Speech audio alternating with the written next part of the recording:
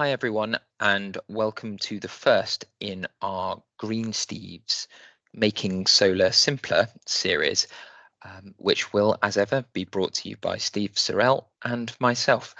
By way of background, I'm Steve Gummer, and I'm a partner and the head of net zero and renewables at Sharpe Pritchard LLP.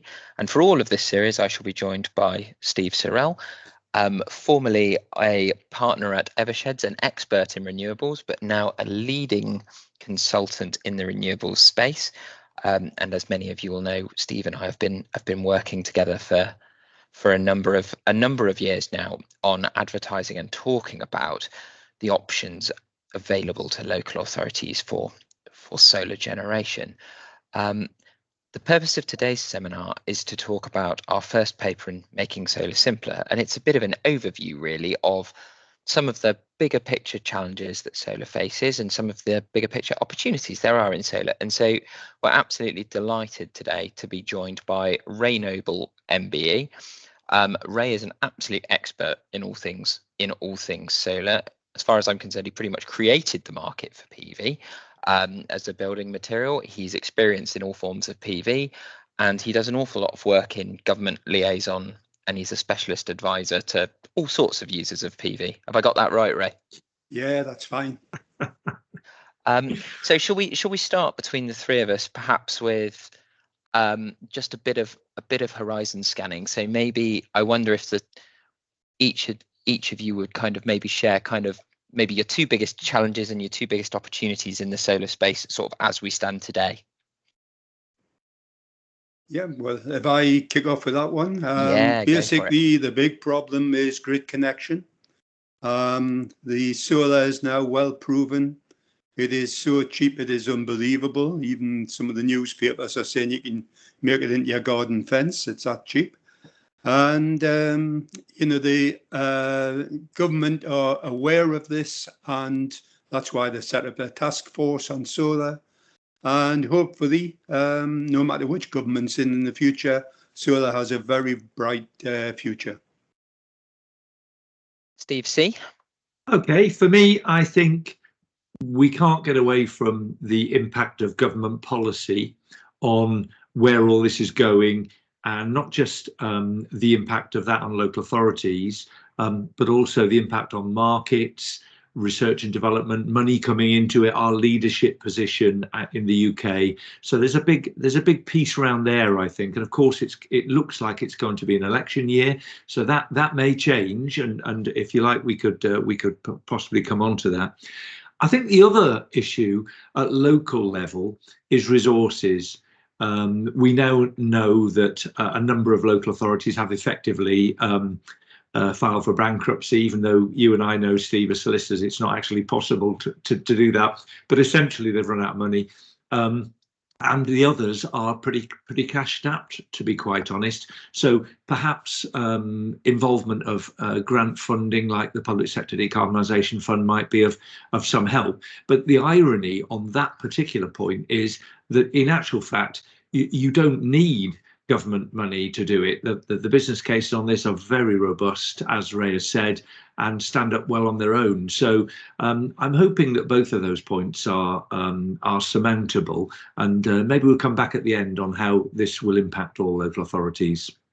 Yeah, that's great. It's definitely representing a bigger than ever kind of mix of our energy makeup. We're lucky enough to be doing this on a nice sunny April day, and I looked at my live grid update, and I think solar was good for 5 gigawatts as I looked on my live feed, which is really exciting. And it's nice to see the renewables mix really sort of creeping up, and solar is obviously a critical part of that, and local authority solar too.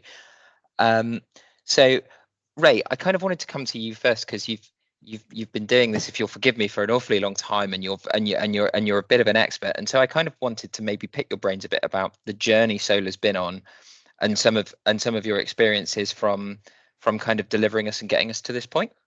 Yes, fine. Well, I kicked off in solar when I was at Arps a long time ago in 1980s, and did some of the first projects in the world related to solar onto buildings. won various awards for these things. But it was always thought that the future of solar would be as a building material, and it would be the facades of buildings, the roofs of buildings, etc. It never really materialized that way, although it is on buildings. It was soon recognized that the lowest cost ways of doing solar was to put it on the ground and just in fields and connect it up that way. When I was in BP, we did the very first grid connection test using a series of solar panels just to prove that it would connect to the grid and that it didn't have any knock-on effect on the grid. Part of the problem in moving it forward has always been that the distribution networks, the DNOs and National Grid, either didn't want to know solar or thought it was too much of a nuisance, or there were so many stories around, what happens if. And, we even had times when we could only put onto 3 houses in any area because it might affect the grid. All of those things have now behind us. We've proved that it doesn't affect the grid. What has made a massive change just recently, apart from price reduction, is also the use of storage. And in the olden days, I did lots of remote applications using lead acid batteries, etc., which were a complete waste of time. Lithium ion completely changes the market. And so every solar project that I know going ahead at the moment, whether it be on a house roof, whether it be on a building roof, or whether it be in a field, has got storage attached to it, because in effect, you can move the electricity that you're generating, quite often in daytime too much, and move it to 5 o'clock, 7 o'clock, 8 o'clock at night when values of electricity are much higher. And that is making the business case work very, very easily at this point in time. I think that from a government point of view, they always saw it as being a buildings, and a lot of the initial grants and subsidy were related to buildings. Even when it came to the feed-in tariff, which they got completely wrong, it was related to buildings. And it was only then that, everybody realized putting it on the ground was the most economic way. I think if I look at costs, a solar panel, when I did the very first buildings, was something like £400 for an 85-watt product, which was tiny, and very expensive. And now you see it whereby it's $10 cents or 10p per watt. So it means that you can buy a solar panel, something like nigh on 2 meters by 1 meter, for around £50–60. So that's how the industry went to mass production, drove down the cost, and that's where we are today, which is why it is the cheapest form of generation virtually anywhere in the world. And so just a couple of points maybe to pick up there. I think the one that you really touched on, which is the one that I see ever increasingly in my projects, is about co-location of storage. Yep. And obviously one of the things that does is mitigate the cannibalization risk, the idea that all the sun shines and solar generation is effectively all hitting the grid at the same time, pushing prices down. And so co-location creates a slightly more viable business model. I've seen from the kind of government proposals for allocation round 7 for the CFD that they've recognized that the CFD now needs to be changed to deliver co-located battery storage. Do you see this as the future? Do you see it, if you were setting up a solar project right now, would you absolutely be going for battery storage? Is this? Absolutely, without a doubt, storage is essential for moving it forward. It solves so many problems with regard to the grid, in terms of not having the spikes on the grid that then cause you not to get the connection agreement.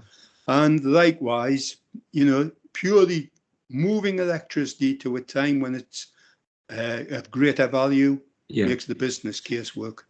But that's the key point, Steve, isn't it? The business case. It has to have an industry standard business case behind it, and the client has to understand what that case is saying, because in some of the projects I've been involved in recently, we're sort of modelling ground-mounted solar around £600 a kilowatt installed, or 600,000 a megawatt, something like that.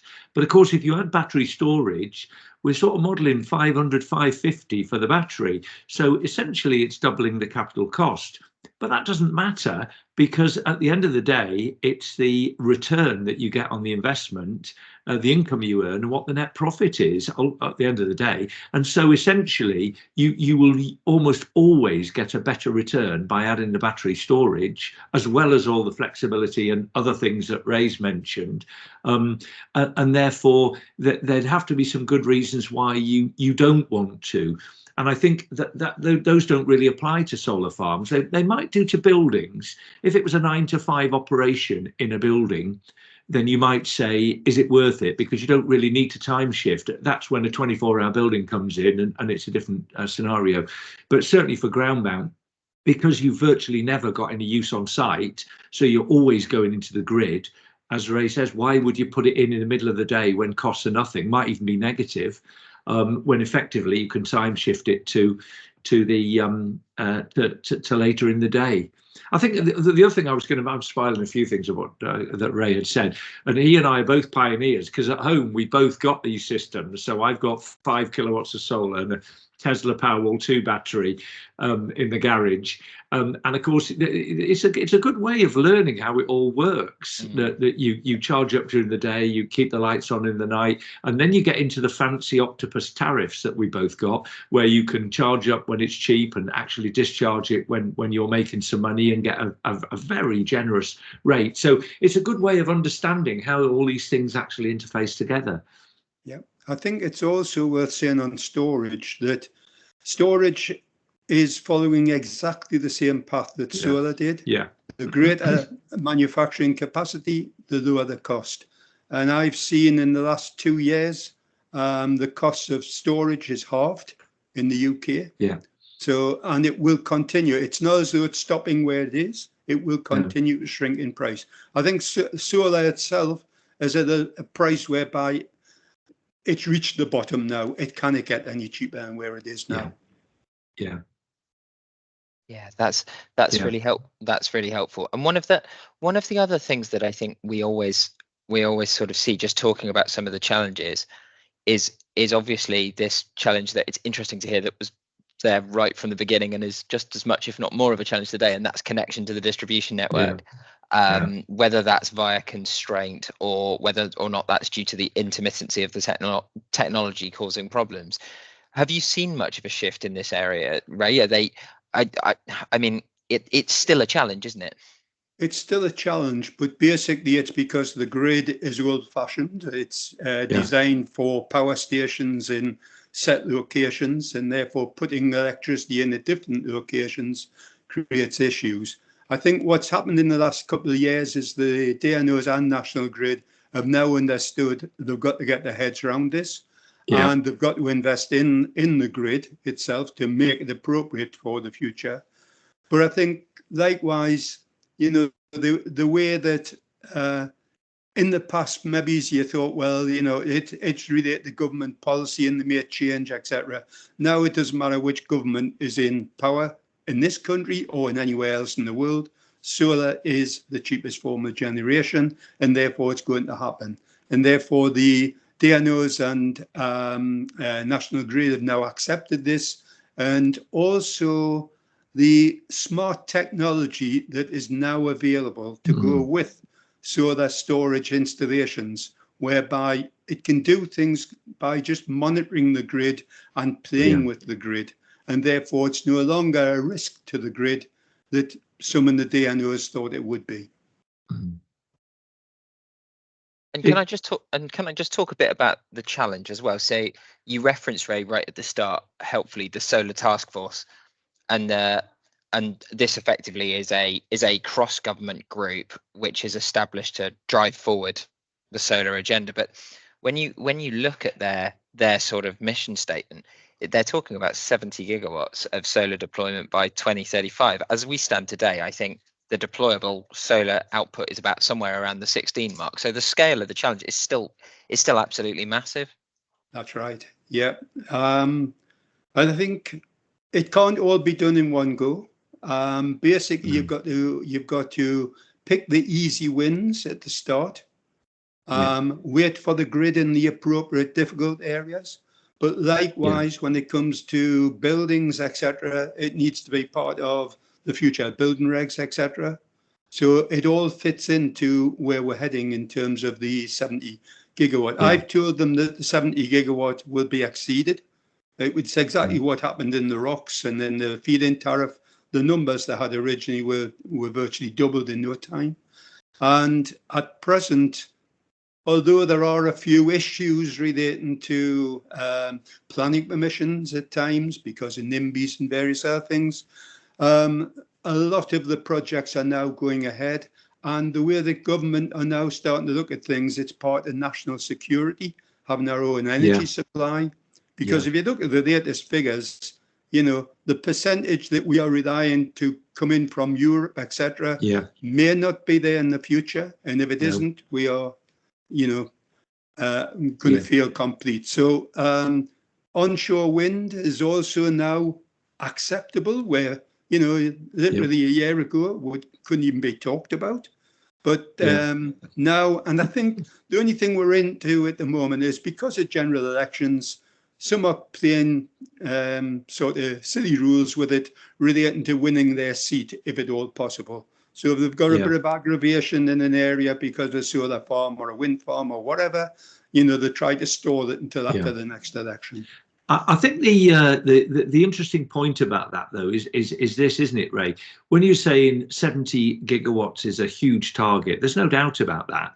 But when you think about it, what groups, if I can call them that, who are the people who've got the land? And of course, you were involved in the early days in government projects like MOD. They've got loads of land, haven't they? But local authorities have loads and loads and loads of land. So we've done jobs for county councils where you're looking at 35 estates that a county council in the central belt owns, and some of those had 6 or 8 farms on them. That's how big they were. And so I think local authorities are going to be a part of the solution to this. But you've still got the issue of grid, as we say, which is very practical on a practical level, where we work in the project space. That it is a problem. I was explaining to Ray earlier on, Steve, that I've got a project on at the moment for a metropolitan borough council in the north, and effectively they asked us to look at 8 sites to put solar on. We chose 2 of them. One you could get 10 megawatts on, and the other one you could get 7.5 megawatts on. They were both very good sites and would work in all other aspects. But when we went and asked for budget estimates from the DNO, they came back at 4.4 million and 4.7 million, which kicks the legs off the business case.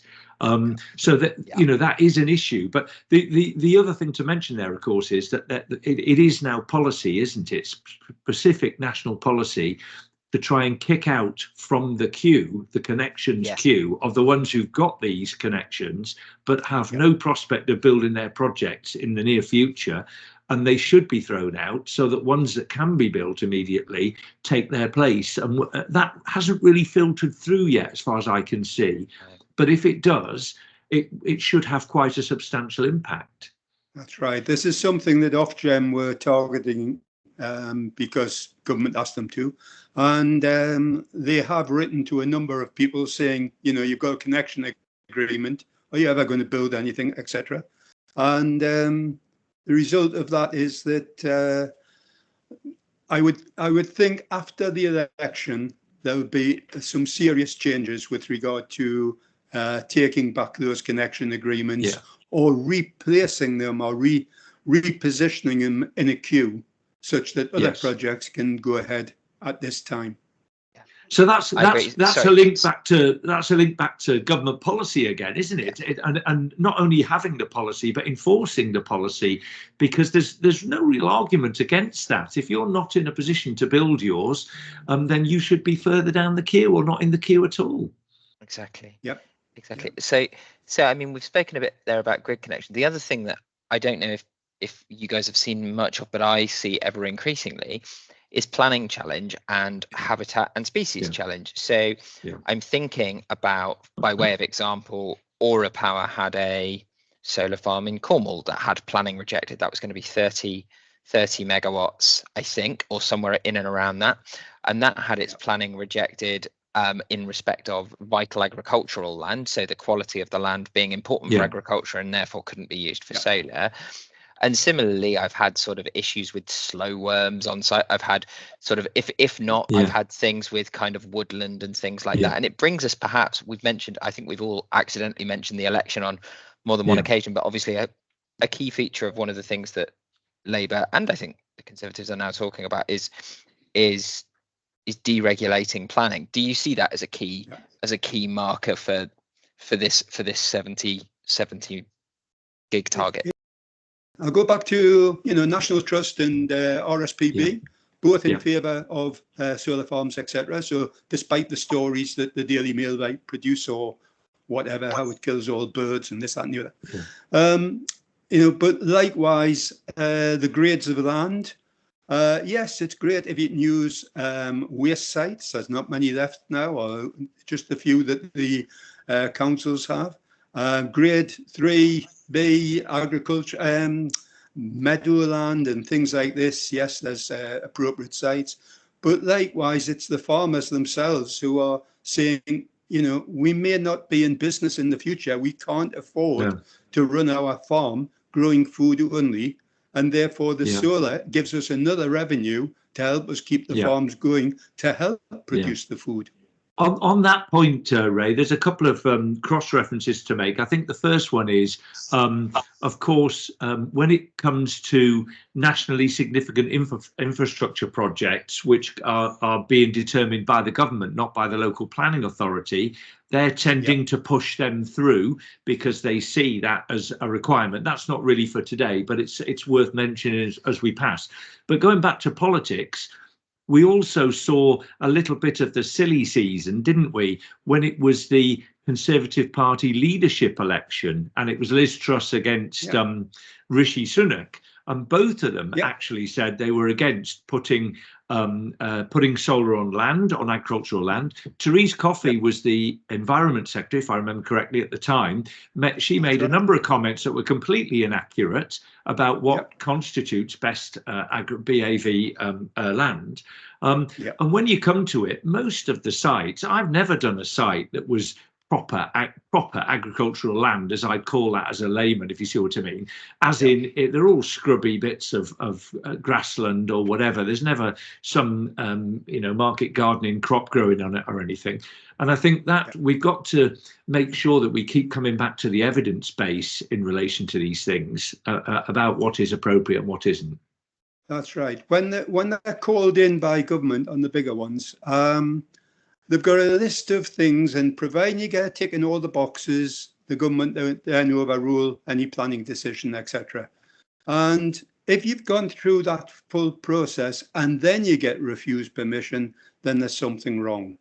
And the business of land, though, you've got to remember that the grid goes across lots of areas of Norfolk, etc., Lincolnshire, and all the land there is Grade 1 agricultural.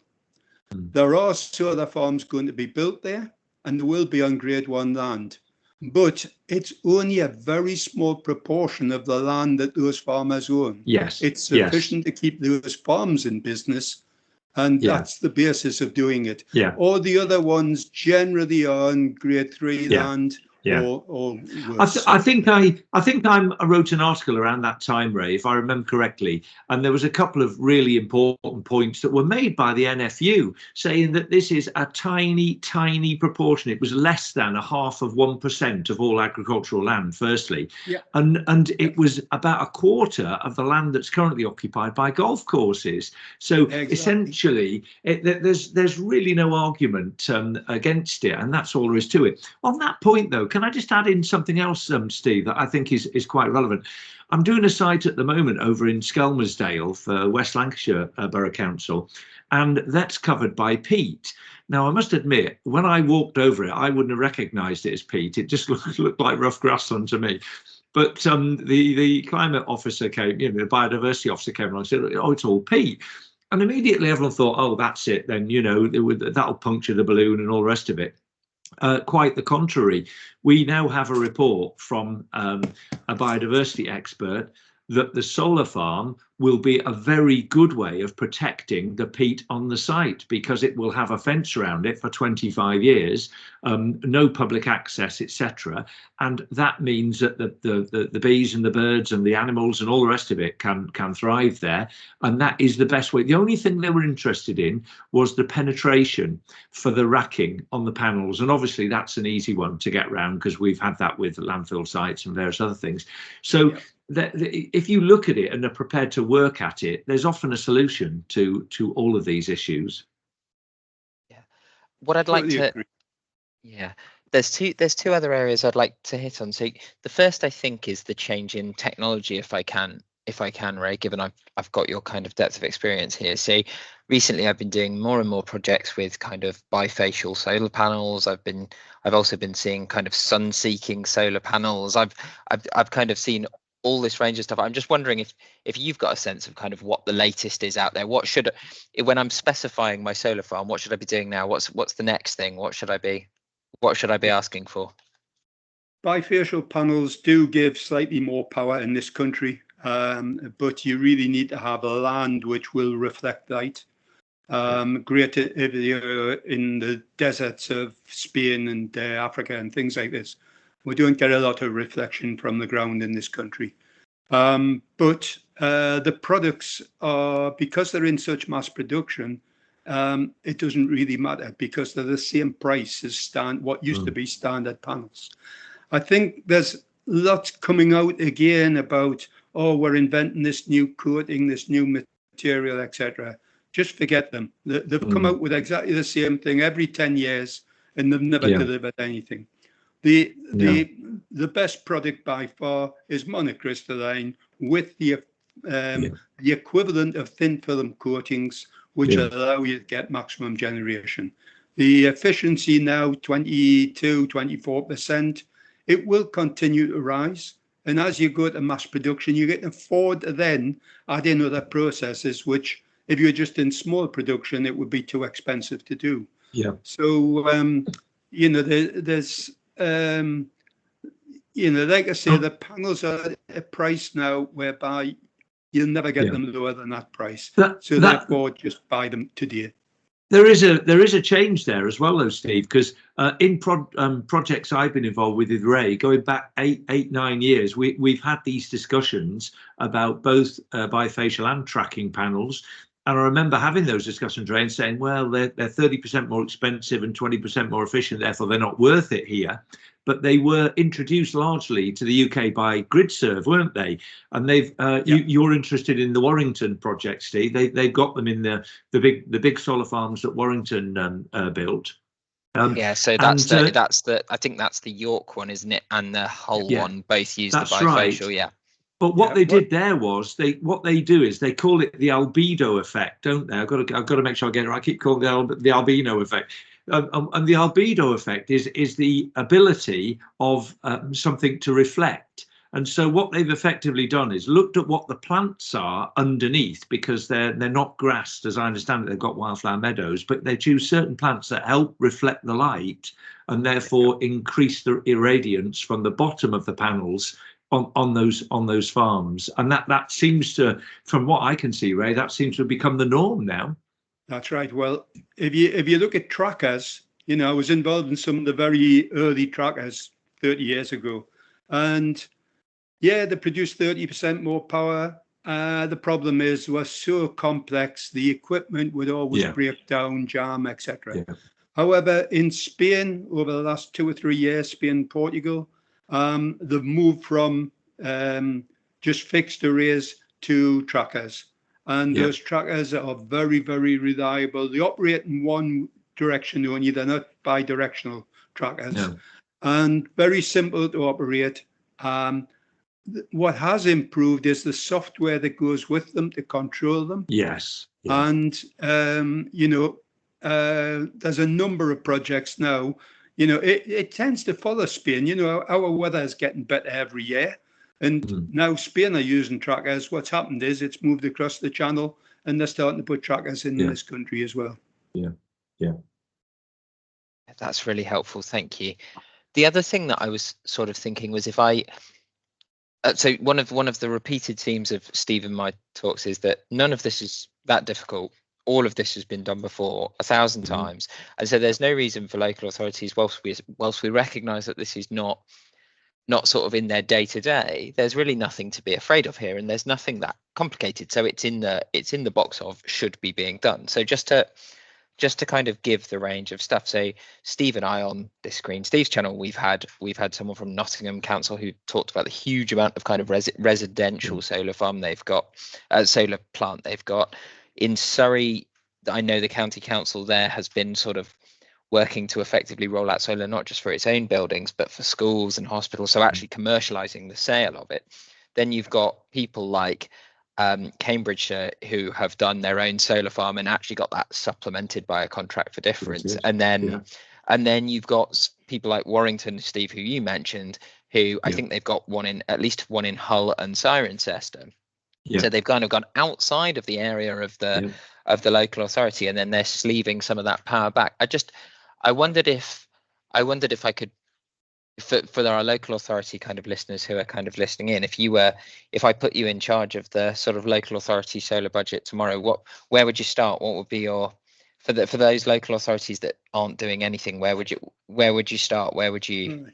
I think what I've found is that a lot of the local authorities got involved early, tried something, found it was too difficult, or at the time, it didn't happen or whatever, and therefore times have moved on, and basically it is now the norm to do these things. So just educating them a bit more about the movement of the industry over the last 8-10 years, to quell their thoughts of what they tried to do in the past. But quite frankly, the land that the local authorities use, they're getting minimal earnings from it, and they could be making significant earnings. Either, letting others use the site and develop the site, or develop it themselves and use that electricity and supply it to the companies that they are trying to make certain they stay in their area to create the jobs in the future. I think understanding is a big part of it, and that's really what we're about, Steve, isn't it? In trying to do these programs and papers. And I've spent the last 15 years trying to explain these things to local authorities, to get them comfortable with it, and to demonstrate to them that you don't have to have done one before. You can procure all the help you need from externals, like consultants like us and lawyers like yourself, and everyone from a grid consultant to a planning consultant to a procurement professional. You can buy all of that in the marketplace if you've got the vision, and you can put a strategy together, which is where we're going to go next, of course, on the Green Steve series, into the local side of policy and strategy. If you can put all that together and be steadfast behind it, then yes, you can do this. And it's not only large authorities; it can be small authorities, and some have done it in a strange way. Well, I say strange, and maybe an unusual way. Then, so the district council in the south that simply bought a completed solar farm for £13.5 million, and they've been delighted with it. It's overperformed. It's made its business case. And they were quite happy taking the investment route rather than the development route. The only reason that the three of us don't normally recommend that way is because a lot of the profit in the deal has in fact been taken out by the time you buy it. And if you take the development route, which is where we spend most of our time, effectively you keep all of the profit within the corporate envelope. And I think in these financial times, that's actually quite important. Yeah, Steve, I think that's a really important point, because you've got ever increasingly local authorities are asking me about kind of the effectively the corporate development route. So you've got these big entities, these grid serves, these auras who basically package up the thing, get it either to the end of development phase or even better, the end of construction phase. And I know that's what Warrington did with theirs. Theirs. They bought them at the end of that phase. But I think it is an important message that you hear, Steve, which is that at that point, one, a lot of profit's been sucked out of the deal already. It has. And two, the other thing is you end up in a very quick fire competitive process. So these entities work on a very kind of get down to a final preferred bidder, close a deal in 1-2 months. And sometimes that's quite challenging with local authority governance timelines. Sorry, particularly Ray, if I cut you off there. I think the only thing I'd like to add to this is the fact that what you've got to recognise is the industry has moved forward, and every one of the players has also moved forward and now been educated. So if you take the fact that a solar farm now, if you put a planning application in, you'd be putting it in for 40 years. The product will last 40 years plus. The funders who originally were very worried, never done this before, etc., who would better pay it back in 10 years or 12 years or whatever it might be. And these warranties of 80% at the end of 25 years, things like this. All those concerns were built in originally, and they've all been shown to be no longer a concern, which is why the funders will fund for 40-year solar farms. The planners will accept 40-year solar farms. The product will still be working at something like 90% of its original performance at the end of 40 years. So you can probably guarantee you won't be taking it away. It'll be there for a number of years after that. Yeah. I mean, going back to your point about the investment route, though, Steve, all I would say about that is that no problem with that. If that's the right route for you, that's part of your strategy. That's probably what you determine at the start. But if you are going to buy one that's completed, you need to be properly advised on it. So I did one for a county council on the south coast a few years ago, and they were being offered what we describe as an oven-ready solar farm. So it's not been built, but there's grid, the lease, the planning's all sorted out. But they had inflated the performance and reduced the ongoing costs of O&M and all the rest of it. And when we went through it and looked at it, we didn't think they were painting a realistic picture of it. So you do have to be quite careful. And of course, the legal contracts and warranties and everything else, you've got to be quite careful on that. But there's no reason why you can't go down that route. It's certainly a realistic route. That's really helpful. Thank you very much.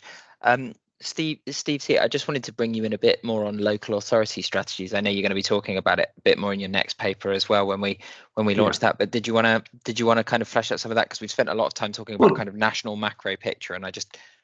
Yeah, I think a nice way to conclude today's session would be to say, well, okay, then all that's very interesting, but what does it really mean for the local authority? Where does it leave us? Because if you're saying, shall I, shan't I, have you looked at something before, like Ray said, it didn't work because they cancelled the fits or something like that? Have we had our fingers burned? But I think it's a very positive picture at the moment. So as we said earlier, local authorities have lots of land. We do a lot of work looking at sites for authorities. So that recent job I've been involved in, local authority said, here's 8 sites. Can you tell us if any of them are viable for solar? And we look at all the issues, grid planning, all of the technical issues about access and topography and biodiversity and all the rest of it, and make recommendations. And we always say to those authorities, if you actually have a site where you can get an affordable grid connection, and at this stage it looks like you can get planning and all the rest of the boxes are ticked, you really ought to be developing it, because I've got plenty of clients who want to and can't find a site. So that's work that's ongoing all over the place, because there's a fair bit of that going around with us. But also roofs, if you look at that 15 gigawatts of solar that you mentioned, the vast majority is solar farms. There's over 1 million houses now that have solar panels on, but the commercial roofs never really took off in the way that everyone expected. But that's starting to get there now. You spend your time doing PPA agreements, for example. So you can have now where the owner of the building puts solar on, the occupier buys it, and they pay a PPA for that electricity over a lengthy period of time. Now, what we're finding now is local authorities have suddenly, this penny's dropped. They say, oh, we own all this commercial property. Why can't we do that? And I'm doing another site over in West Lancs at the moment, where they are put an application in for employment use, which normally means warehousing and that type of thing. And I'm saying to them, in actual fact, if you think in advance on this, you could lay the the renewable energy infrastructure as part of the development plan, and you've added another layer of profit on that development that you didn't even realise existed. And all we're doing is copying what the private sector's doing, but there's no reason why we can't. Other things on buildings, of course, the Public Sector Decarbonisation Fund we mentioned, it's getting harder to bid for it from what I hear, and they're being a bit tighter, but nonetheless, funding has helped out there. And of course, something that's very relevant to a lot of authorities now, we do talk about profit, we do talk about business cases and income, and those things are very important, but the offset value of this solar is becoming much more important. So I've got authorities now coming to me saying, we're really doing this because we want the offset, because we set a, dare I say, silly target on our climate emergency, and we've got no chance of reaching it. So what we want to do now is create some new generation in an area and say, thank you very much, that's new generation, it's not coming out the grid, and we'll offset that against our carbon footprint under our climate emergency. So there's loads going on, lots more to do. And of course, in the rest of this series, we're going to pick all of these points that we've generally talked about today and get into them in a bit more detail. That's brilliant. Ray, you've been really generous with your time. Thank you very much for joining us. We really appreciate it. No problem. And Steve, thanks as ever. So do watch this space for the next paper, which will be coming in the middle of April. And Steve and I will be back in May with our next one of these and with another guest speaker.